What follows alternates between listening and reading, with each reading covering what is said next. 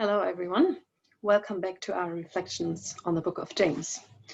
Over the last days, I have been reading James chapter 2, verses 20 to 26.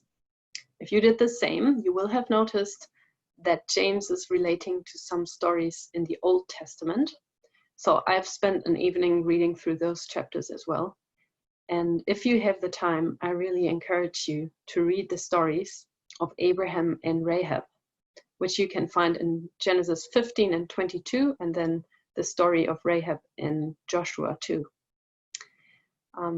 Maybe if you have the time, you could think about making a cup of tea, finding a cozy spot to sit and do some reading first, and then come back to watch the video. Feel free, though, to take as long or as little time as you want, and then come back and watch the video. So the truth that I get from today's verses is that our faith in God will be changing the way we live. This is not a new truth from James. It's what he's underlining again and again. He really wants to make sure that we do not just believe and say, yeah, of course, I do believe in God, or that we just obey some rules that we find in the Bible or that other Christians tell us about. Like Mike pointed out last week, it's not just about believing and it's not just about obeying. It is about the relationship that we have with the living God, because this relationship will change the way we live, the way we think, the way we act. James is giving us two examples of people whose faith got visible through the actions that they took. The first example is Abraham. And I really encourage you to read his story, or at least have a look at Genesis chapter 15 and chapter 21 and 22. It is a story full of miracles. And it's even more amazing when we take into account that 42 generations later, Jesus would be born as a part of the same genealogy. When Abraham was already pretty old and hadn't had any children yet, God promised him that he would have an uncountable number of descendants. In Genesis 15, we can read, he, the Lord, took him outside and said, "Look up at the sky and count the stars, if indeed you can count them." Then he said to him, "So shall your offspring be." Abraham believed the Lord, and he credited it to him as righteousness. This is what James is referring to when he talks about Abraham's faith. But James also reminds us of this very brutal story that happened to Abraham a couple years later, when he had eventually been given what God had promised him, his son Isaac. God seriously asks Abraham to sacrifice his son, to kill the promised child as an offering for the Lord. I imagine that Abraham will have felt very awkward and frightened in this situation, but his faith in God was so strong that he obeyed and he showed action. He was ready to do what God asked him to do. And we can read that in the very last moment, before killing his own son, Abraham got told by an angel of the Lord that he should rather sacrifice the sheep that got stuck in the bush behind him. Abram did not just believe, and he did not just obey. His actions were led by the relationship with God. Did you read how close the two must have been? There's lots of clues that tell us how deep the relationship between Abraham and God must have been. Abram would hear God talking to him very clearly. Abraham trusted God deeply, and he could only do what he was asked to do because of the relationship with the Lord. I'm sure he knew that God wouldn't break the promise that he had given to him. And although, to be honest, I really hope that in my walk with God, I will never be asked such a challenging thing, I wish I had Abraham's faith. I wish I would be as close with God as Abraham was. It's a desire that is growing in me the more I read about God and the more I learn about him. James mentions another person who trusted God and was prompted to action.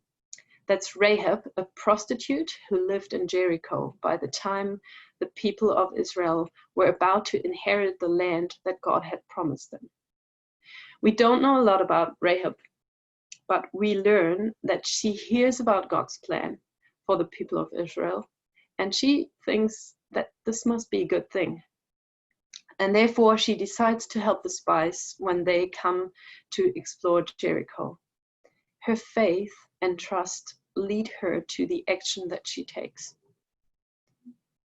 Both examples remind me of James 2, verses 14 to 16, which we have read last week. Through our relationship with God, we will be prompted to do good things, take actions that are in line with the will of God.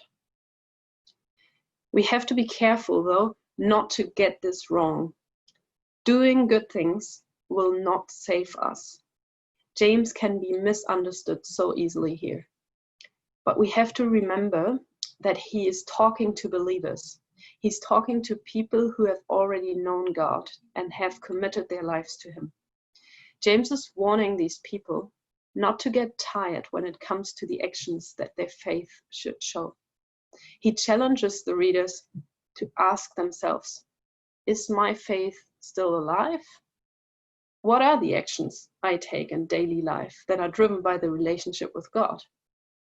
Can people around me see how much I trust in God? Can they see my relationship with him? Can they see how it changes the way I live?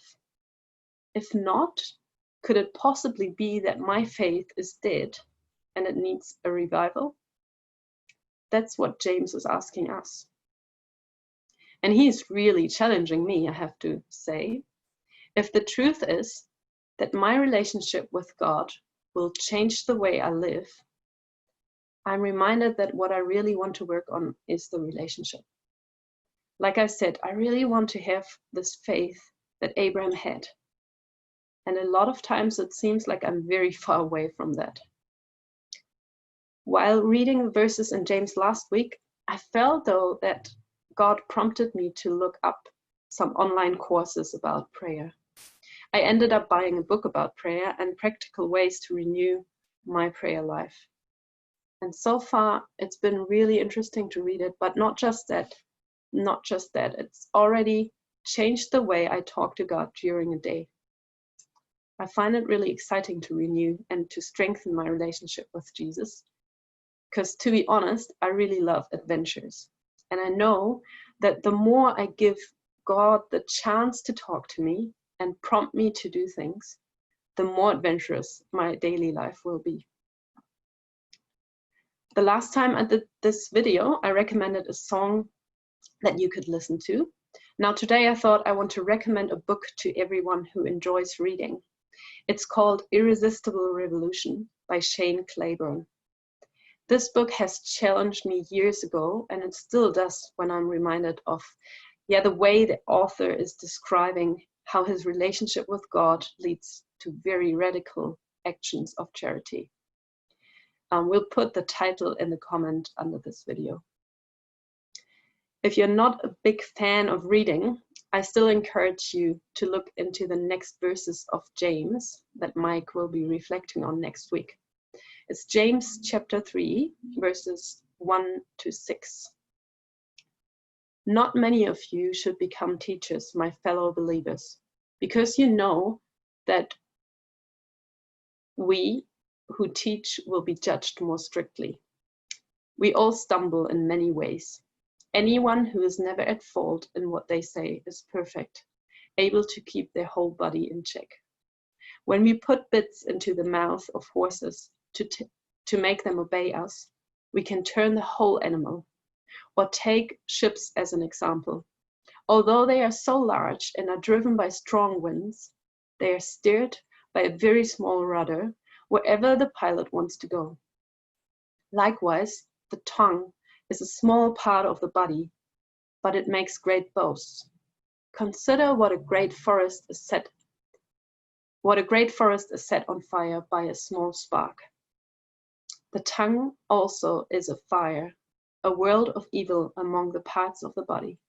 It corrupts the whole body, sets the whole course of one's life on fire, and is itself set on fire by hell. Some challenging verses here again. So when you read the verses, ask yourself the following questions. What is the truth in these verses? Am I living by this truth? What would my life look like if I always lived by this truth? And what do I need to do? Have a good rest of the week.